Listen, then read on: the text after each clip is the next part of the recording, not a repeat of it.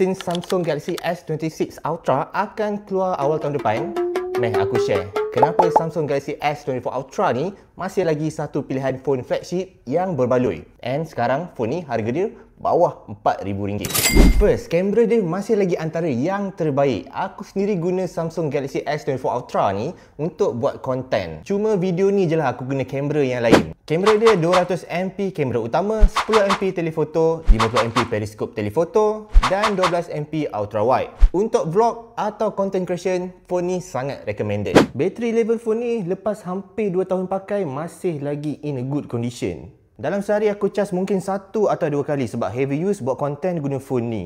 Untuk intense gaming pun tak ada hal dengan Snapdragon 8 Gen 3. Performance gaming memang smooth, tak ada lag. And kadang-kadang tu dekat 2 jam jugalah aku push rank. Kualiti paparan phone ni masih lagi solid. Dengan Dynamic AMOLED 2x 120Hz refresh rate, dia punya paparan sangat puas hati. Tapi peak brightness dia 2600 nits. Banyak lagi phone Android yang peak brightness dia lagi tinggi dari ni. Tapi bagi aku terang je kalau kena guna phone bawah matahari atau dekat tempat yang terang. Selain tu, AI features dekat phone ni masih lagi dikira advance and memang sangat function macam generative edit ni dan juga circle to search. Feature circle to search ni memang aku punya favourite lah sebab senang nak cari anything yang aku nampak masa tengah scrolling feed. And lagi satu features yang aku suka, aku boleh add kat office aku yang ada NFC dekat phone ni. So aku masuk office pakai phone je sekarang. Paling best, phone ni dapat 7 tahun OS update dan 7 tahun security updates.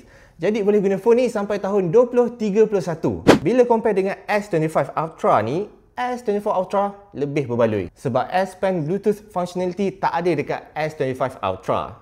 Macam-macam boleh buat dengan S Pen ni. Antaranya korang boleh jadikan dia sebagai shutter button atau boleh scroll browser guna S Pen ni. Design S24 Ultra pun lebih premium dan solid. Dari segi kamera, chipset dan software, dua-dua tak jauh beza.